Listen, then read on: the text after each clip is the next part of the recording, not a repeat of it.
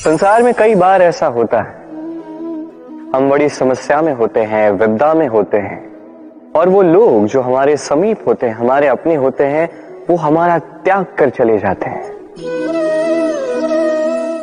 हम ऐसे में दुखी हो जाते हैं, निराश हो जाते हैं, फिर स्वयं चलकर उस समस्या से बाहर आते ही हैं। अब परिस्थिति चाहे जो भी हो, वो लोग जिन्होंने ऐसे समय पे आपका त्याग किया, उनसे क्रोधित होना, उनसे रुष्ट होना, ये अनुचित है। मैं तो कहता हूं कृतज्ञ रहिए। मैं तो कहता हूं उन्हें धन्यवाद कहिए कि उन्होंने ऐसे समय पे आपका साथ छोड़ा जब आपको उनकी सबसे अधिक आवश्यकता थी।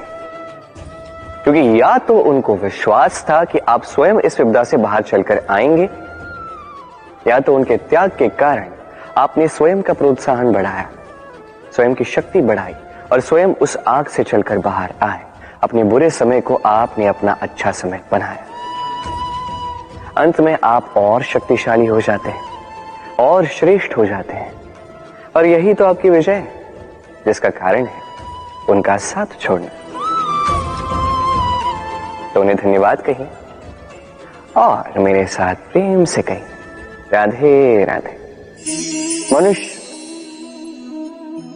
व्यक्ति का निर्माण किस प्रकार होता है? कोई कहेगा पंच तत्वों से, कोई कहेगा आत्मा, देह और चेतना से, कोई कहेगा ईश्वर की कृपा से, तो कोई कहेगा इस प्रकृति की परीक्षा से। नहीं, व्यक्ति का निर्माण होता है विश्वास। व्यक्ति तभी होगा जब व्यक्तित्व होगा, है कि? और व्यक्तित्व तभी बनेगा और वैसा ही बनेगा जैसा विश्वास आप स्वयं पर रखें। यदि आप विश्वास करते हैं कि आप विष बनेंगे, तो आप विषैले ही बनेंगे। यदि आप विश्वास करते हैं कि आप अमृत बनेंगे, तो आप अमर ही हो जाएंगे। यदि आप स्वयं पर विश्वास रखते हैं कि आप संसार के सबसे ऊंचे पर्वत के शिखर तक पहुंच सकते हैं, तो आप अवश्य पहुंचेंगे। यदि आपको लगता है, आप सोचते हैं कि कदाचित ऐसा नहीं हो पाएगा, तो ऐसा कदापि नहीं होगा। सोचिए, विश्वास में विश्ववास करता है, आपका अस्तित्व क्यों नहीं करेगा? जैसा विश्वास आप स्वयं पर रखोगे, वैसे ही आप बनोगे। इसलिए स्वयं पर विश्वास रखिए। जी हाँ, प्रेम से कहिए, राधे राधे। शत्रुता, एक व्यक्ति दूसरे व्यक्ति से शत्रुता कर बैठता है। दो घनिष्ठ मित्र, एक समय ऐसा भी आ सकता है जब ये दोनों एक दूसरे के परम शत्रु बन जाते हैं। इसके कई सारे कारण हो सकते हैं, किंतु प्रमुख कारण है आलोचना। जी हां, यदि आप किसी के विषय में आलोचना करते हैं, तो हो सकता है वो आपका शत्रु बन जाए। अब मन में एक प्रश्न आ रहा होगा कि ये कैसे संभव है? आलोचना ये तो आवश्यक है। यदि मैं अपने मित्र के बुरे कर्मों के विषय में आलोचना ही नहीं करूंगा, तो वो सुधरेगा कैसे? ये सत्य है कि आलोचना आवश्यक है, किंतु उससे अधिक महत्वपूर्ण और आवश्यक है आपका ये निर्णय की ये आलोचना किस स्थान पर करनी है। यदि ये सार्वजनिक रूप से करते हैं, तो ये अपमान भी बन जाता है। यदि यही एकांत में करोगे, तो ये परामर्श बन जाता है। अपमान कोई स्वीकार नहीं करता, वही परामर्श सभी को अच्छा लगता है। तो यदि आप किसी के लिए कुछ अच्छा चाहते हैं, किसी को सुधारना चाहते हैं, और आपको लगता है कि आलोचना आवश्यक है, तो सर्वप्रथम समय, स्थिति और स्थान पर ध्यान रखिए। अन्यथा ये आलोचना आपको बहुत महंगी पड़ सकती है। तो आइए और मेरे साथ प्रेम से कहिए, राधे राधे। क्या आपके जीवन में भी समस्याएं हैं? अवश्य ही होंगी। हर एक के जीवन में समस्याएं होती हैं। हर एक मनुष्य पूछता भी होगा कि ये समस्याएं ये है क्या और क्यों आती हैं जीवन में।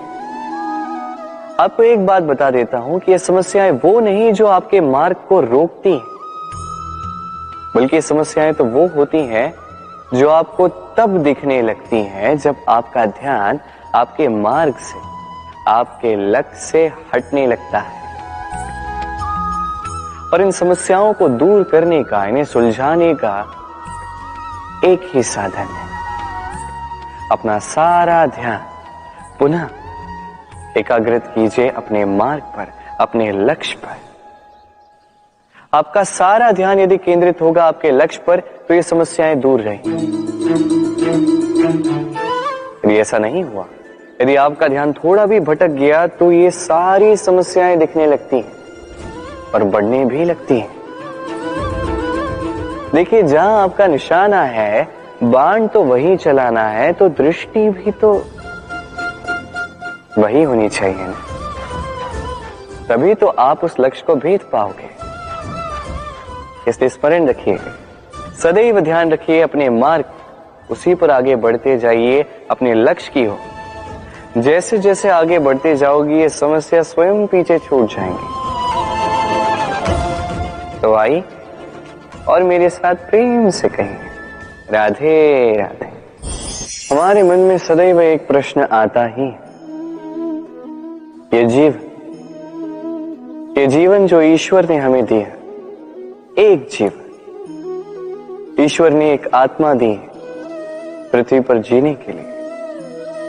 जहां तक हमें ज्ञात है हमारे पास एक ही जीवन है, तो हम अवश्य ये सोचेंगे कि इसको सुधारा कैसे जाए।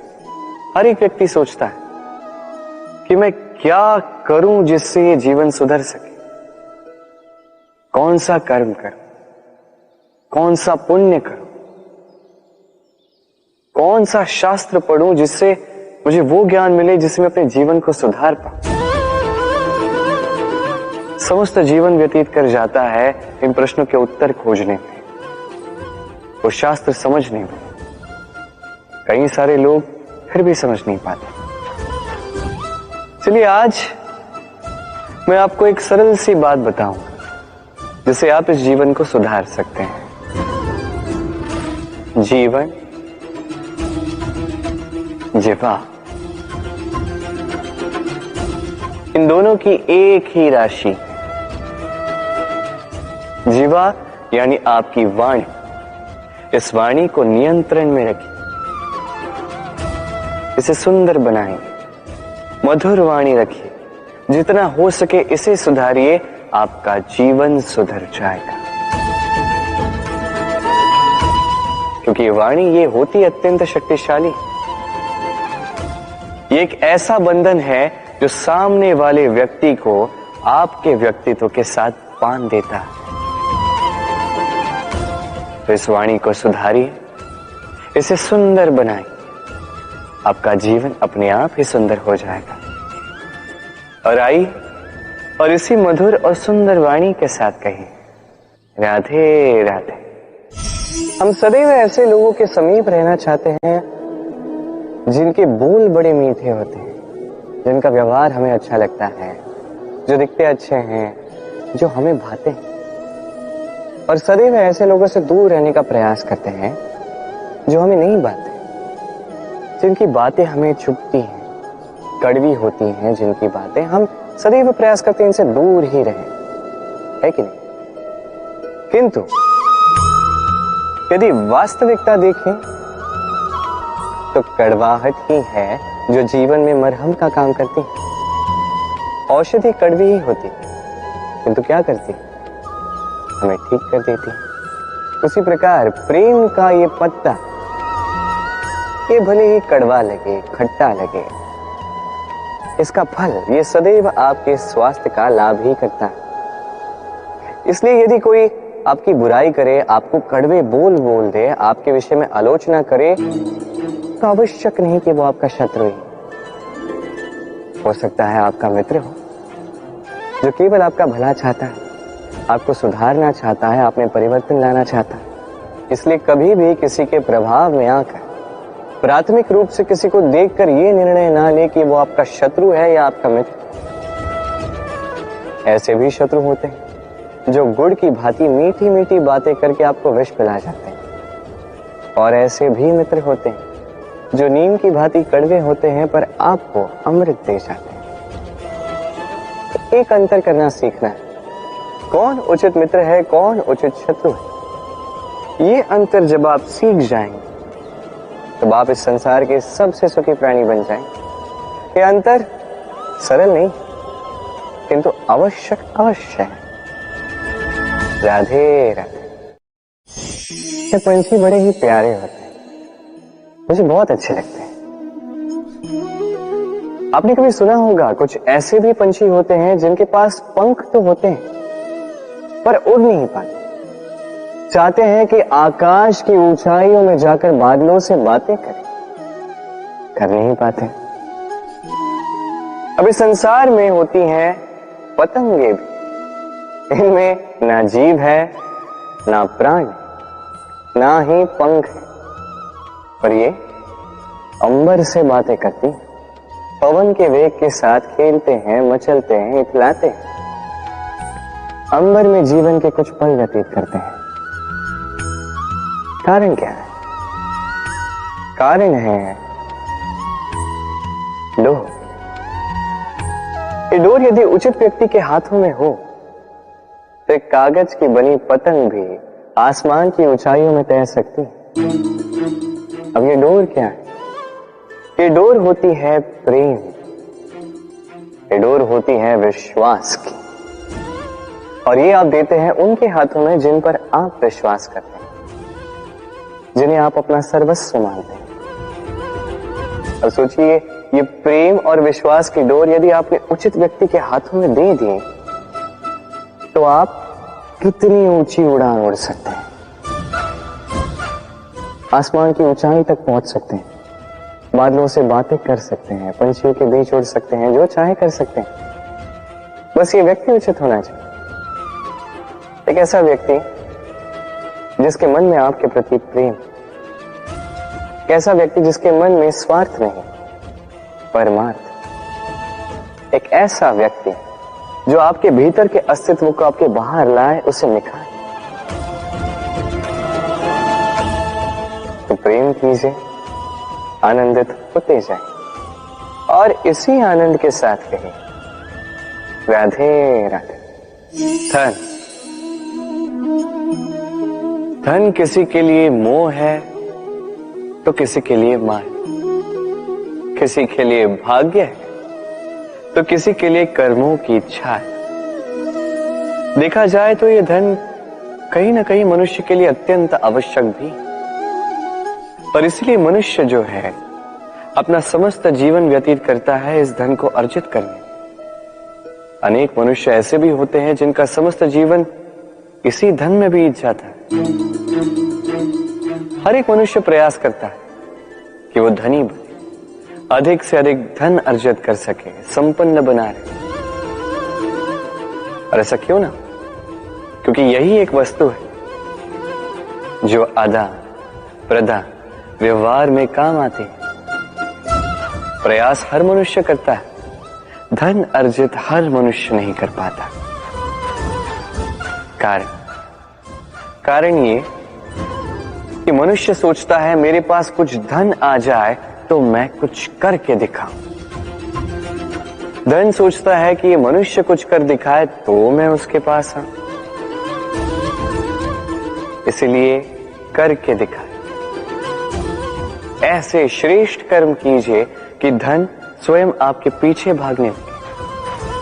आप यदि धन के पीछे भागोगे तो आप अपना संतोष खो दोगे, किंतु यदि यही धन आपके पीछे भागने लगे तो आप महान कहलाओगे। इसलिए कर्म कीजिए, श्रेष्ठ कर्म कीजिए। ये धन तो फल स्वरूप आपके पीछे आएगा ही आएगा।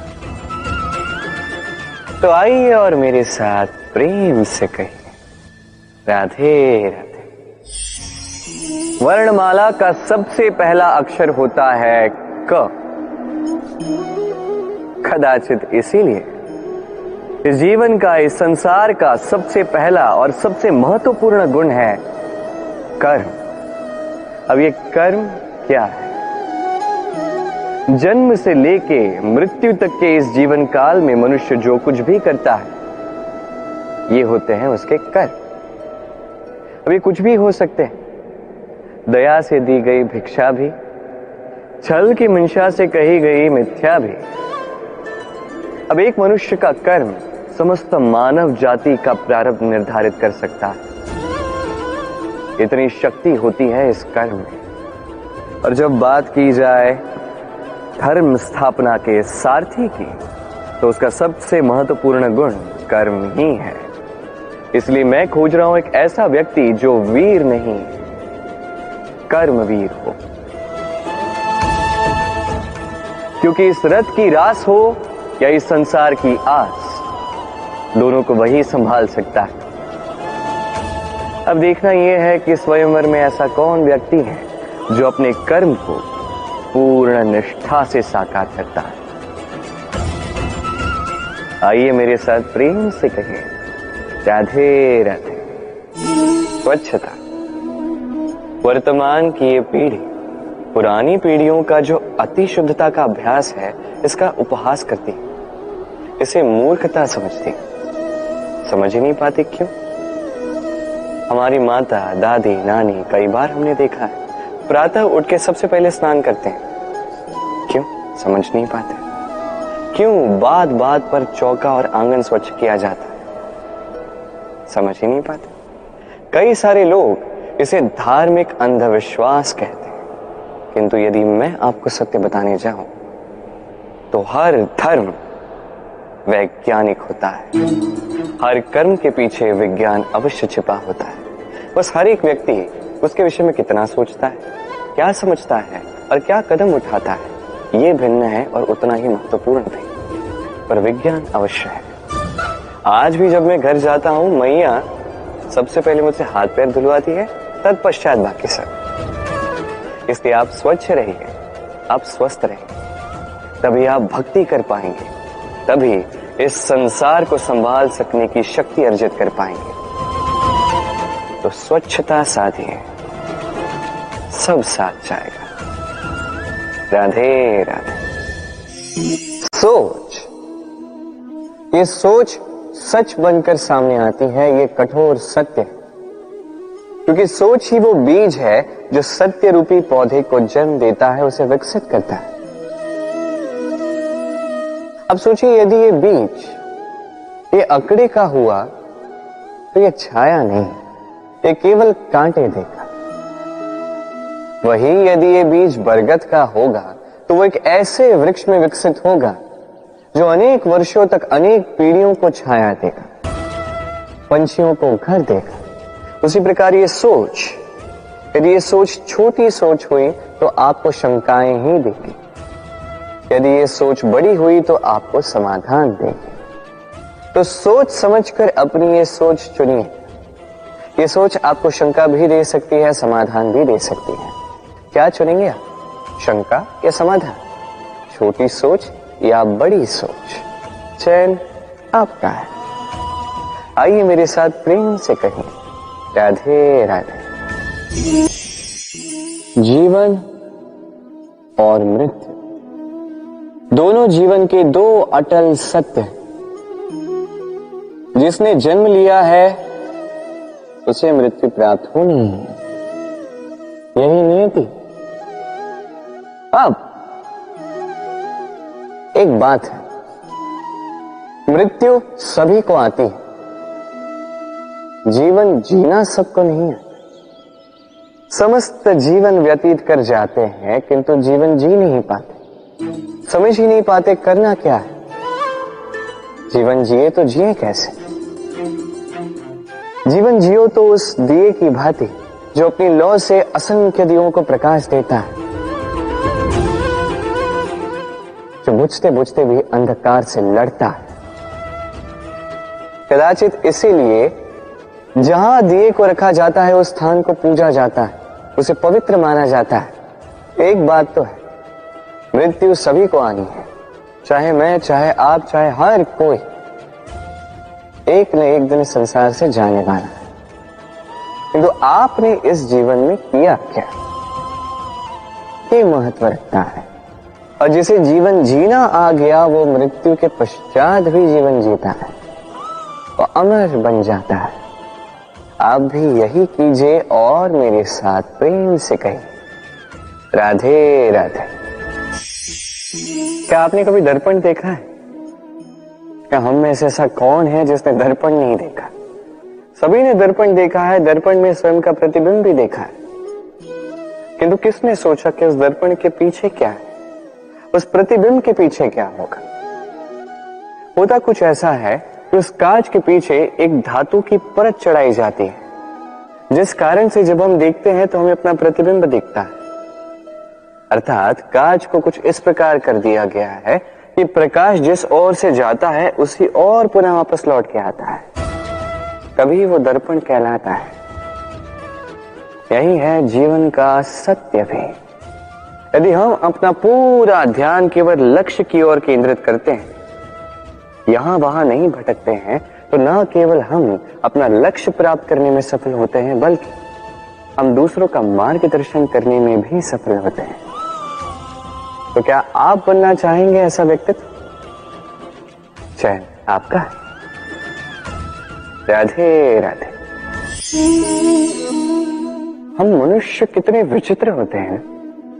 जब भूल हमसे होती है तब हम चाहते हैं समझौता। यही भूल किसी और से हो तो हम चाहते हैं न्याय। क्यों? एक ही परिस्थिति में दोहरा व्यवहार किस लिए? देखिए, यदि समझौता, न्याय, प्रतिकार या प्रतिघात के स्थान पर हम केवल प्रेम से भर दें, तो ना हमें समझौते की आवश्यकता होगी, ना न्याय की आकांक्षा होगी। क्योंकि मनुष्य समझौता या न्याय केवल तभी चाहता है जब कुछ लेना चाहता है, किंतु प्रेम में तो सब कुछ अर्पण कर दिया जाता है। स्मरण रखिएगा, सबसे बड़ा समझौता और सबसे बड़ा न्याय केवल प्रेम ही है। तो आइए और इसी प्रेम के साथ कहिए, राधे राधे। कई बार हम जीवन में निराश हो जाते हैं, ये सोच के कि निरंतर प्रयास करने के पश्चात भी हमें हमारा लक्ष्य नहीं मिलता। हम समझ नहीं पाते हो क्या रहा है। कई बार ऐसा लगता है कि वो लक्ष्य जो हम चाहते हैं, वो स्वप्न जो हमने देखा, जिसके लिए हमने निरंतर प्रयास किए, हम कदाचित उसके योग्य ही नहीं। वो लक्ष्य ही हमारे लिए ठीक नहीं है। हमारा मनोबल टूट जाता है और ये अत्यंत कठिन परिस्थिति होती है। अब ऐसे में किया क्या जाए? आपको समझाता हूं एक उदाहरण द्वारा। कभी किसी वृक्ष को देखिए, वो भी अनेक कठिनाइयों का सामना करता है, जैसे पतझड़। पतझड़ के आते ही वृक्ष हार नहीं मानता, अपने पत्तों को, अपने पुष्पों को बदल देता है, किंतु जड़ों को नहीं बदलता। वो उस पर अडिग रहता है और पतझड़ के जाते ही अब वृक्ष को देखिए, पुनः हरा भरा होकर खिल उठता है। इसी प्रकार आप भी जीवन में निरंतर प्रयास करते रहे, फिर भी यदि आपको सफलता नहीं मिलती है तो अपना मार्ग बदलिए, किंतु आगे बढ़ते रहे, निरंतर प्रयास करते रहे। किसी न किसी मार्ग से, कहीं ना कहीं से आप पहुंचोगे तो आप जानोगे कि आपकी सफलता आप ही की प्रतीक्षा कर रही है। राधे राधे। स्वप्न ये शब्द हमारे जीवन में कितना महत्वपूर्ण है। कुछ स्वप्न ऐसे होते हैं जो हम रात्रि की मीठी निद्रा में देखते हैं, तो कुछ स्वप्न हम खुली आंखों से देखते हैं।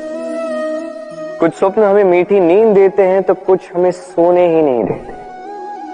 अब खुली आंखों से देखे जाने वाली ये स्वप्न छोटे हो सकते हैं या बड़े, किंतु इससे जुड़ी होती है सफलता।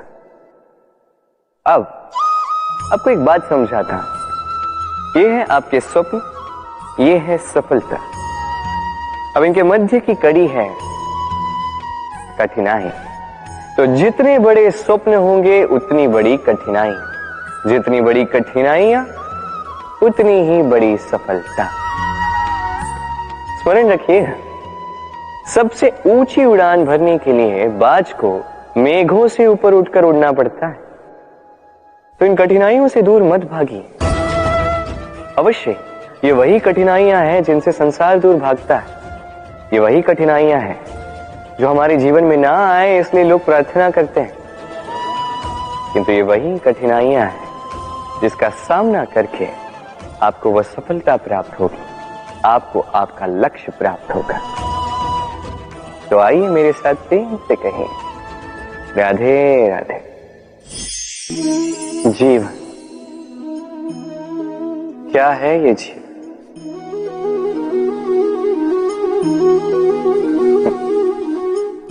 ये प्रश्न सबके मन में आता है। सबका मन इसी प्रश्न से चिंतित रहता है क्या ये जीवन? इसका उद्देश्य क्या है? करे क्या इस जीवन में? क्या ये जीवन कुछ पाना है या ये जीवन कुछ खोना है?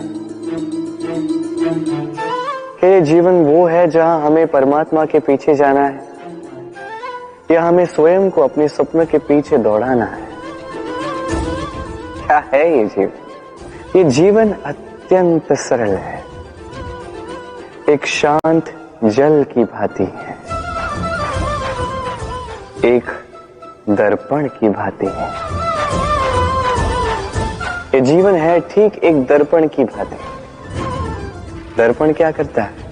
आपको वही दिखाता है जो आप करते हैं। आप मुस्कुराकर दर्पण में देखिए, दर्पण आपको आप ही का मुख दिखाएगा मुस्कुराते हो। आप रूठ कर दर्पण में देखिए, दर्पण आपको वही दिखाएगा। आप खिलखिलाकर दर्पण में देखिए, दर्पण आपको वही दिखाएगा। यही है जीवन, एक दर्पण की भांति।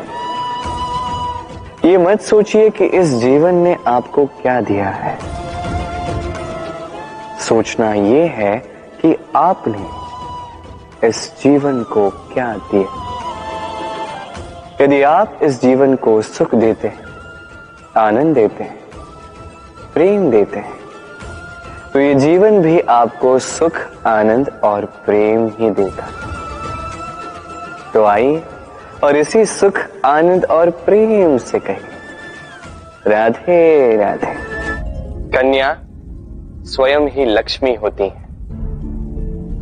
विवाह में उससे भी अधिक कुछ और मांगना या उसकी अपेक्षा भी रखना ये अनुचित है। दहेज देने की ये प्रथा अनुचित है।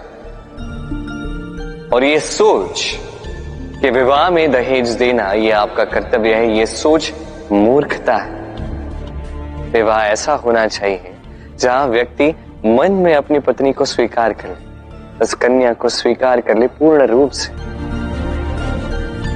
वही होता है सच्चा प्रेम। कहा जाता है व्यक्ति को अपने चरण दृढ़ रखने चाहिए, कि जहां चरण होंगे उसी के अनुसार मार्ग होगा, उसी के अनुसार लक्ष्य भी होगा। किंतु क्या केवल इन चरणों पर ध्यान देना ही पर्याप्त है? नहीं, इससे कहीं अधिक महत्वपूर्ण होता है आचरण। जैसा आपका आचरण होगा उसी दिशा में आपके चरण होंगे। यदि आपका आचरण उचित हुआ, श्रेष्ठ हुआ, तो देखिए आप पर्वत के शिखर पर भी पहुंच सकते हैं।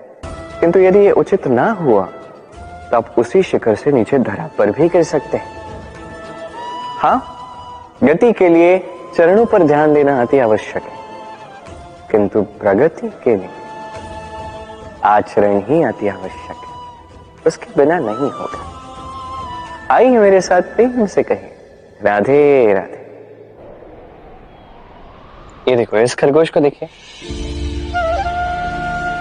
ये क्या करते हैं? थोड़ा सा अनाज खाते हैं पर आनंद से निद्रा लेते हैं। अगले भोजन के विषय में चिंता ही नहीं होती, तनिक भी चिंता नहीं होती। इसे ज्ञात है जब भूख लगेगी तो वन में दौड़ लगाएगा, कहीं ना कहीं से भोजन का प्रबंध ही कर ही लेगा। अब चलो बात करते हैं मनुष्य की। मनुष्य इन खरगोशों से कहीं अधिक समझदार, कहीं अधिक बुद्धिमान है, किंतु वो ऐसा नहीं करता। वो क्या करता है?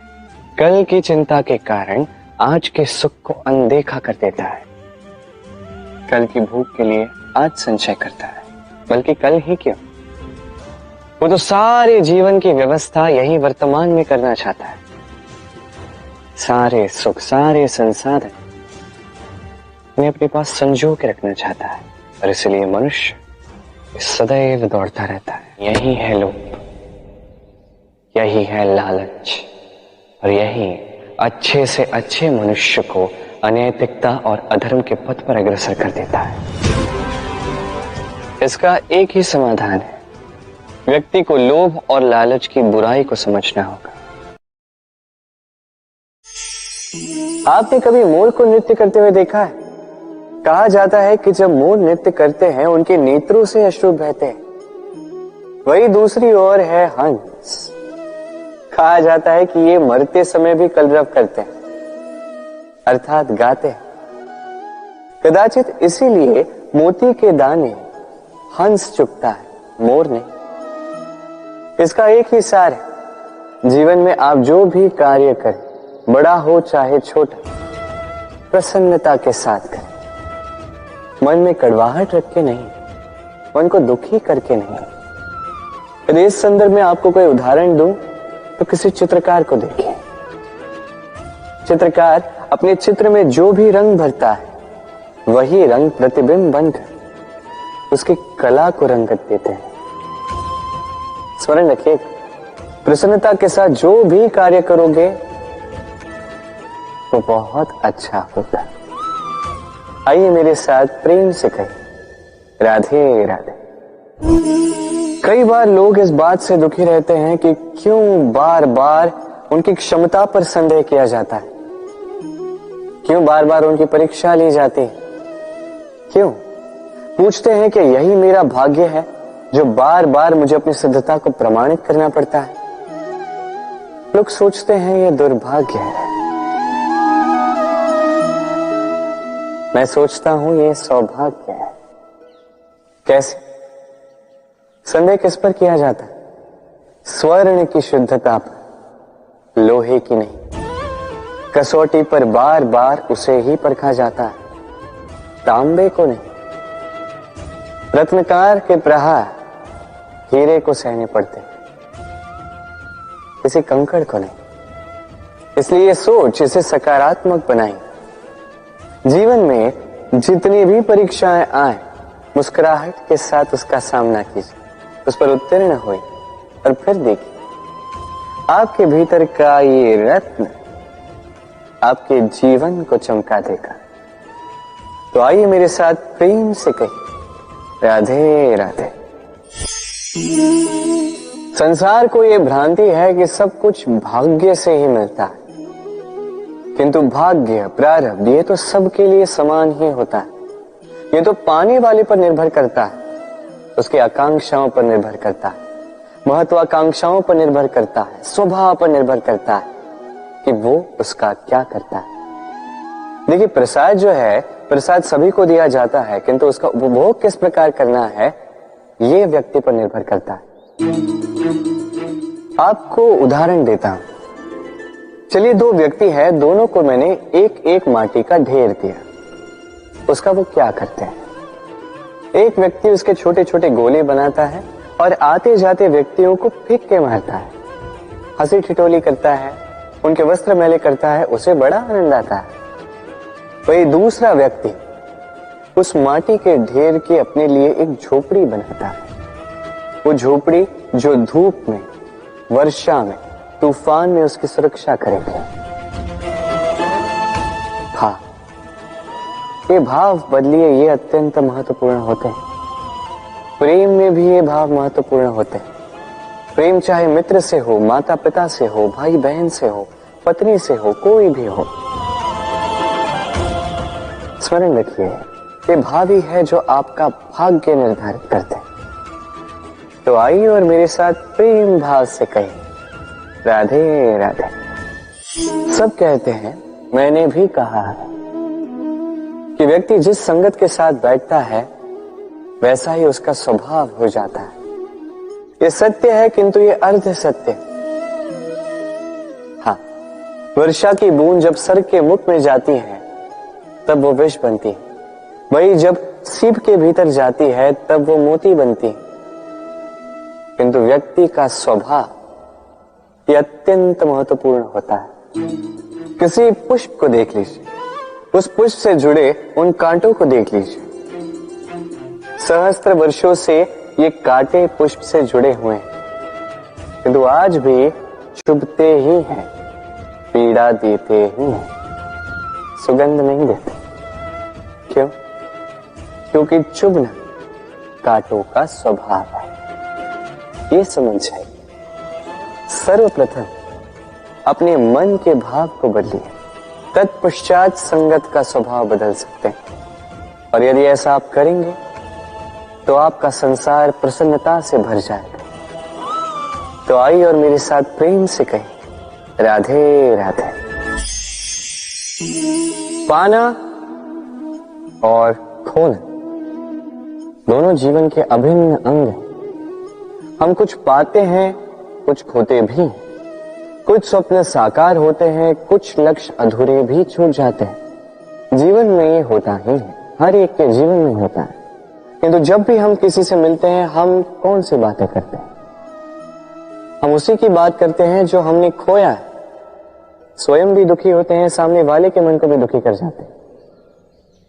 इससे कुछ विपरीत करने का प्रयास कीजिए, सकारात्मक बनने का प्रयास कीजिए। ध्यान उसी पर दीजिए, स्मरण केवल उसे ही कीजिए, महत्व उसी को दीजिए जो आपके पास है। जो आपके पास नहीं, उसकी आस में त्रास क्यों सहना? उसी की गिनती कीजिए जो आपके पास आज यहां वर्तमान में है। जैसे मैं कंस मामा की गिनती नहीं करता जिन्होंने मेरा बालपन झंझोड़ा। मैं गिनती करता हूं यशोदा मैया की, मेरे बलराम दाऊ की, मेरी राधे की, जिन्होंने मेरा जीवन संजोया। आप भी यही कीजिए और मेरे साथ प्रेम से कहें, राधे राधे। आपसे एक प्रश्न पूछूं? जल कहां कहां पाया जाता है?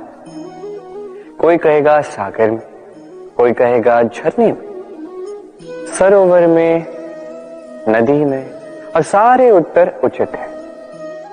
इनमें से किसी भी स्थान का नाम लो, वहां मिलता क्या है? जल। उसी प्रकार मनुष्य का जो भी स्वरूप हो, उसमें रहता वही परमात्मा है। वही परमात्मा जो प्रेम की भाषा सुनता है, प्रेम की भाषा समझता है, वही जानता है। अब चाहे माता देव की हो या यशोदा मैया, यात्रा ममता की ही है। अब चाहे रुक्मिणी हो या राधा, यात्रा प्रेम की ही है। तो इस प्रेम पर ध्यान केंद्रित कीजिए। यह व्यवहार प्रेम पूर्ण रखिए। आपका हर एक संबंध, हर एक बंधन पवित्र हो जाएगा। तो आइए और मेरे साथ प्रेम से कहें, राधे राधे। विवाह, विवाह का स्त्री के जीवन में क्या महत्व होता है? चलिए बात करते हैं हम रुक्मिणी की। एक स्त्री जिसने पवित्र मंशा से किसी को चाहा, उससे विवाह की इच्छा की।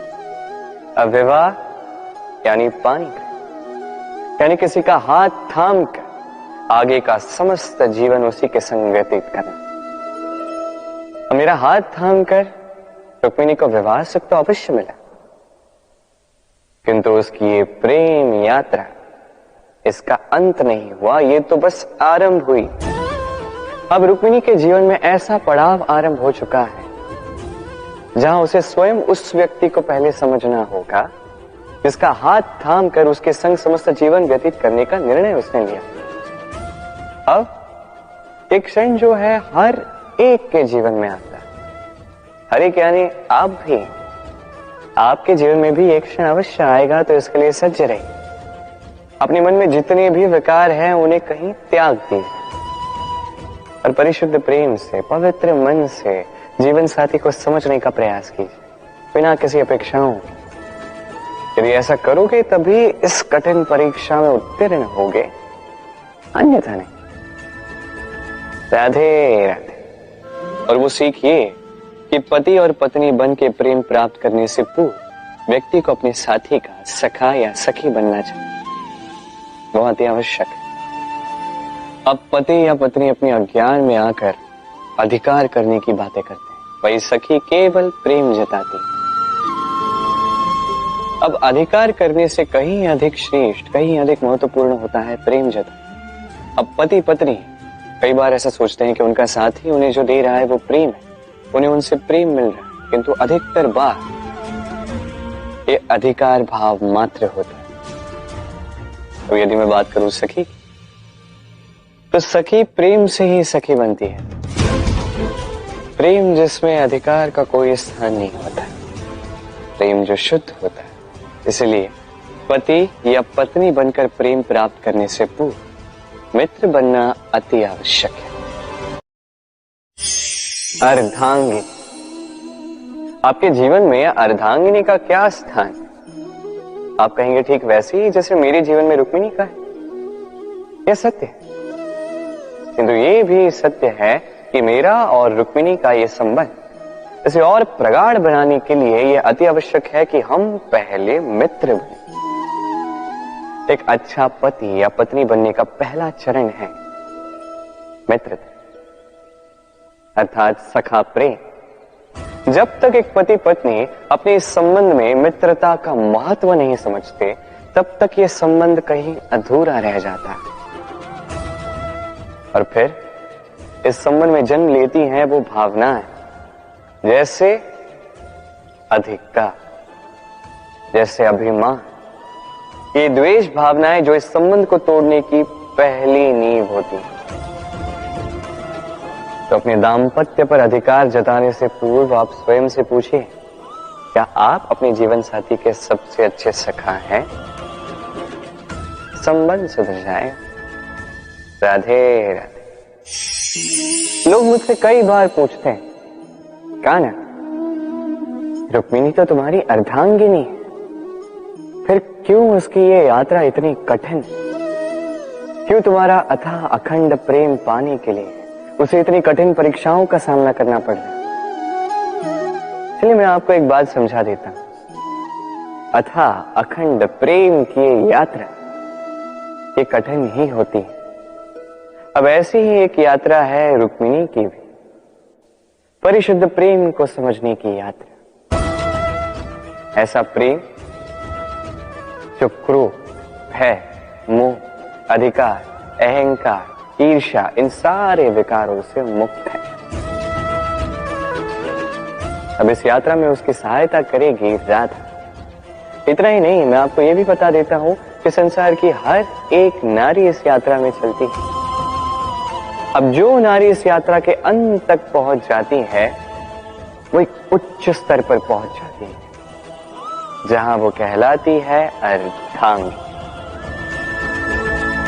राधे राधे। प्रेम तीनों लोकों में सबसे अधिक कठिन यात्रा इसी की है, और हो भी क्यों ना, जो संसार भर में शक्ति बनकर व्याप्त है, उसकी यात्रा सरल कैसे हो सकती है? अभी यात्रा ये केवल नायक और नायिका के मध्य ही नहीं होती। इस यात्रा से हर एक को जाना पड़ता है जो प्रेम करता है। उस व्यक्ति को ठोकरें खानी पड़ती हैं, कठिनाइयों का सामना करना पड़ता है, कांटे सहने पड़ते हैं, और ये होता ही।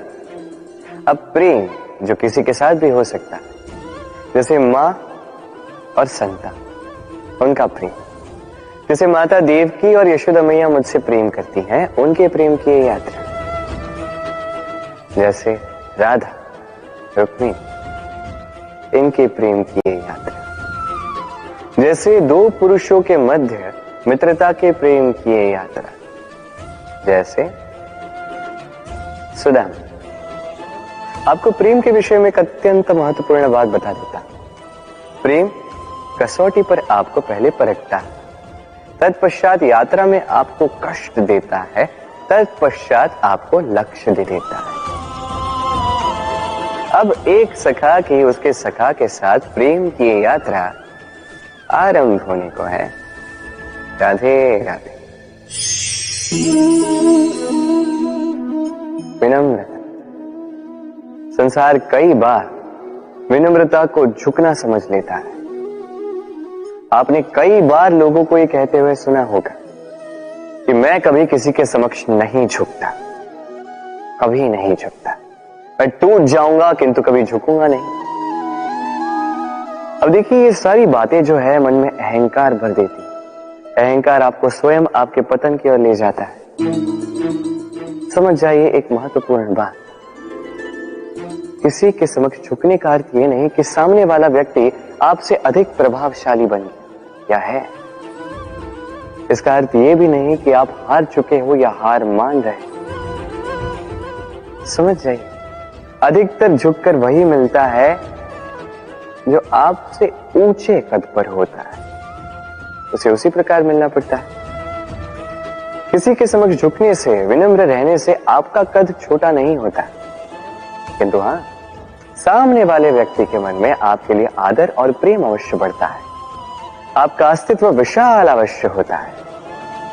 तो चयन आपका है, क्या चुनेंगे, विनम्रता या अहंकार?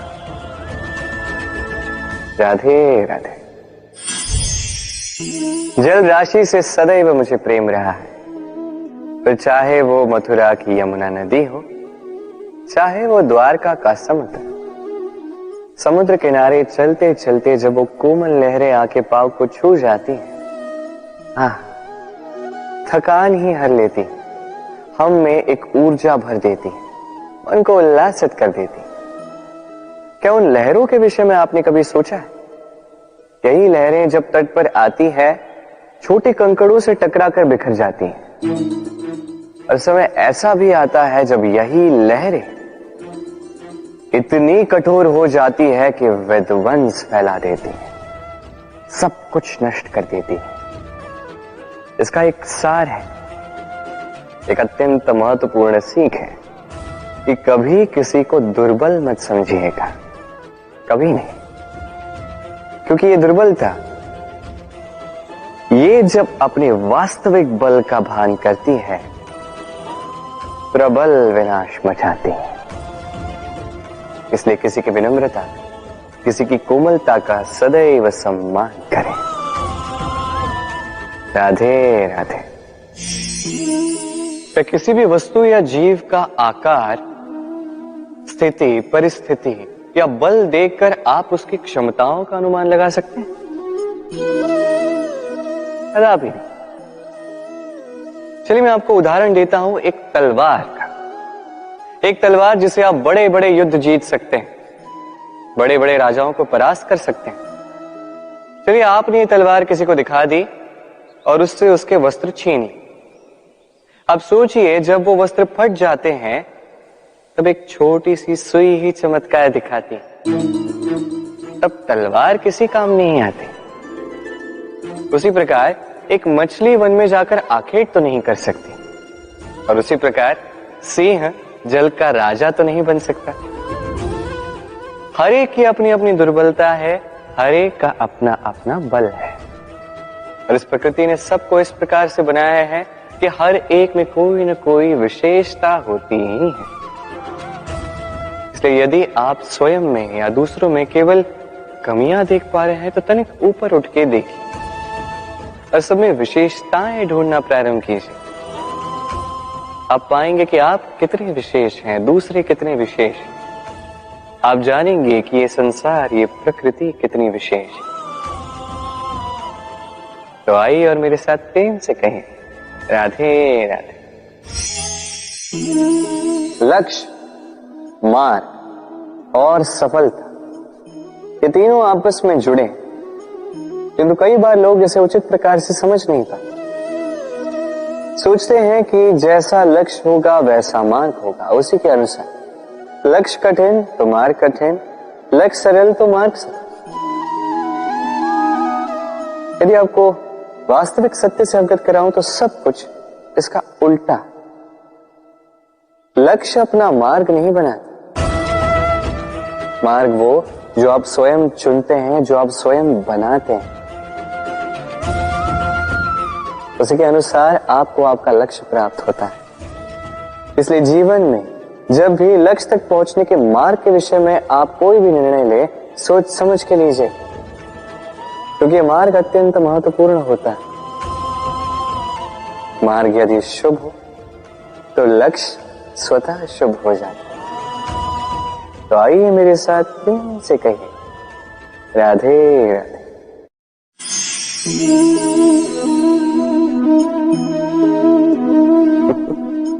आप सोच रहे होंगे कि मैं कर क्या रहा हूं। आज मैंने सोचा भोजन बनाने में तनिक सहायता कर देता, इसलिए चावल चुन रहा था। आप कहेंगे कि यह कार्य तो अत्यंत कठिन होगा।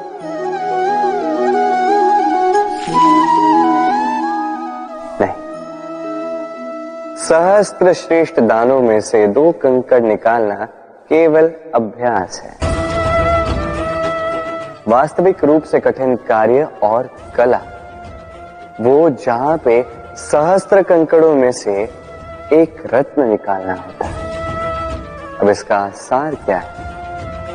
सार यही कि बड़प्पन उसमें नहीं जहां हम लोगों की बुराइयां निकालते हैं, बड़प्पन उसमें, श्रेष्ठता उसमें जहां हम दूसरों के भीतर से अच्छाइयां निकालकर उनके समक्ष, इस संसार के समक्ष प्रस्तुत करते हैं।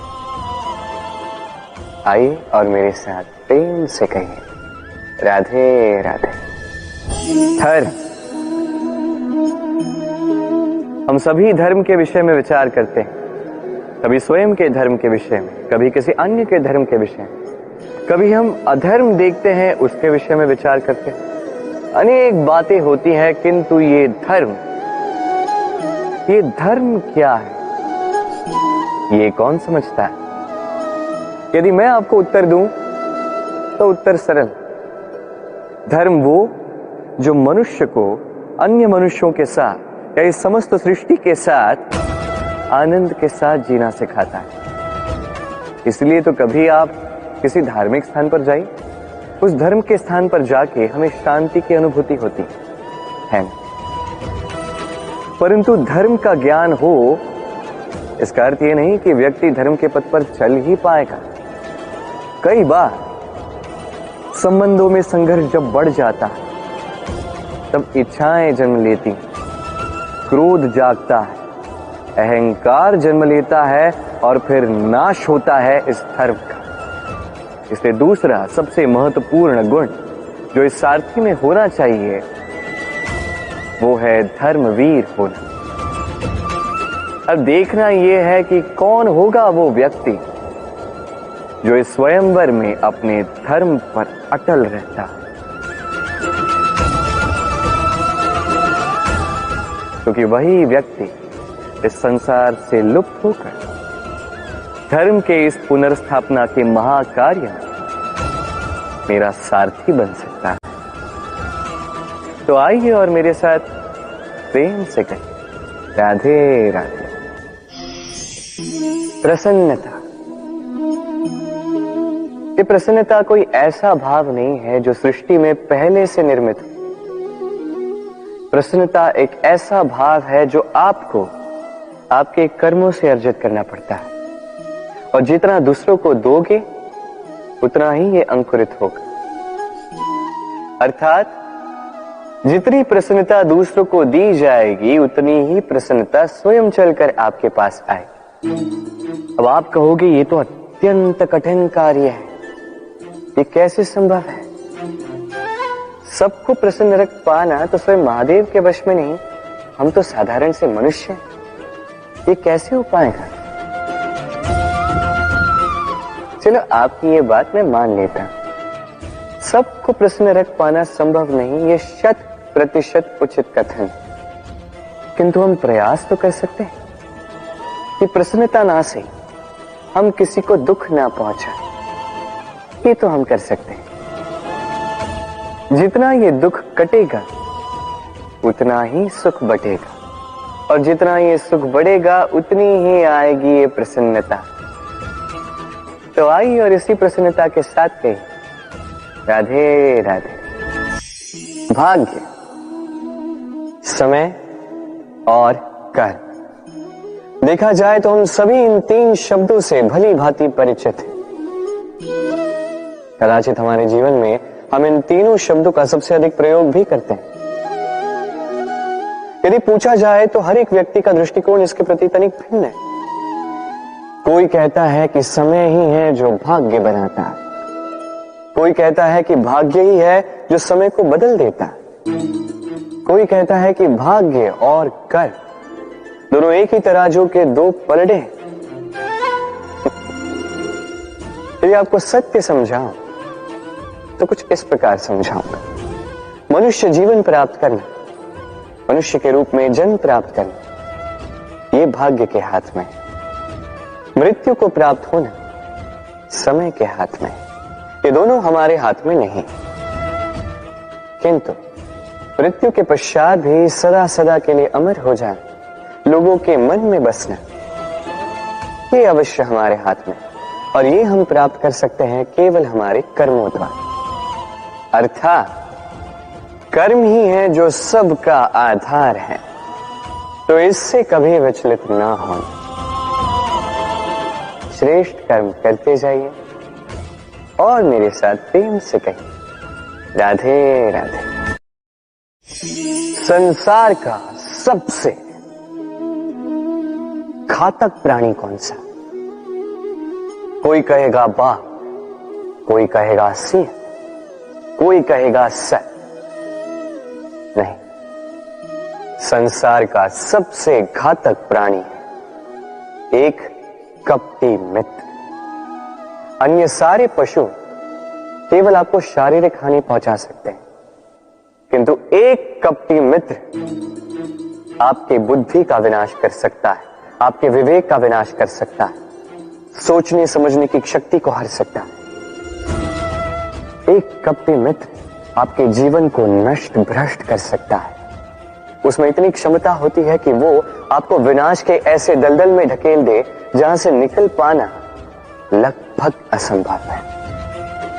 और जब आपको सत्य का ज्ञान हो जाता है तब आप में जागती है प्रतिकार की भावना, जो भी सर्वप्रथम आप ही का विनाश करते हैं।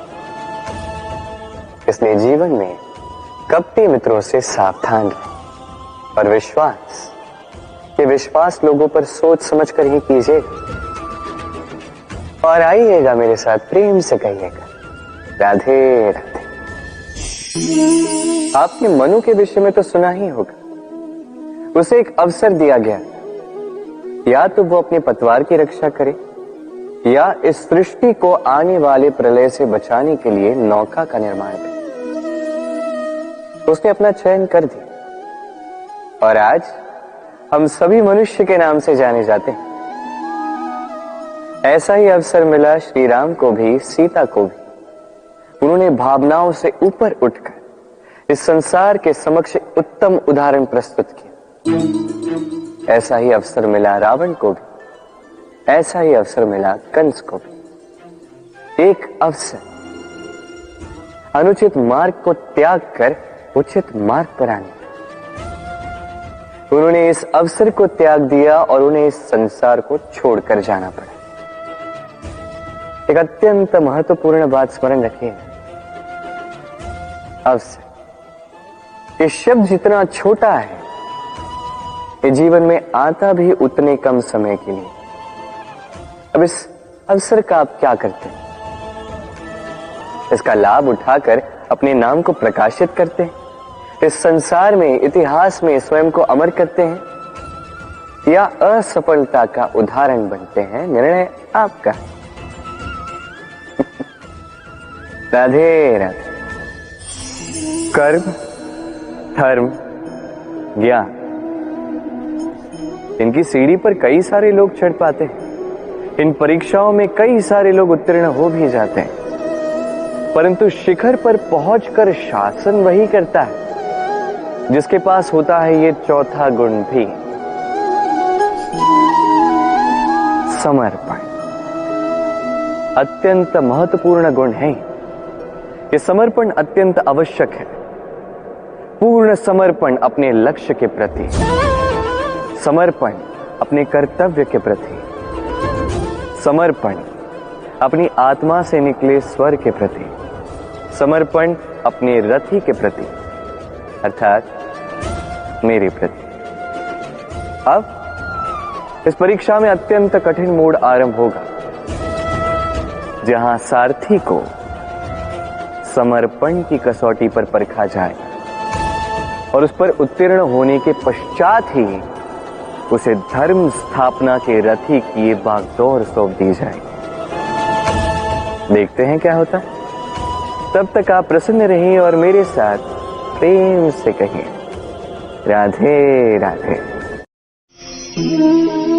इस स्वयंवर में आने का मेरा एक ही उद्देश्य है, मेरे धर्म स्थापना के इस महाकार्य के लिए एक सारथी चुनना। अब धर्मवीर और कर्मवीर तो चुन लिया गया, देखना यह है कि ज्ञान किसमें, कौन है वो जो ज्ञानी। अब जिस ज्ञान की मैं बात कर रहा हूं, ये वो ज्ञान नहीं जो पुस्तकों से पाया जाता है, ये वो ज्ञान नहीं जो बरगद के वृक्ष की भांति विशाल हो या पर्वत की भांति अडिग हो, नहीं।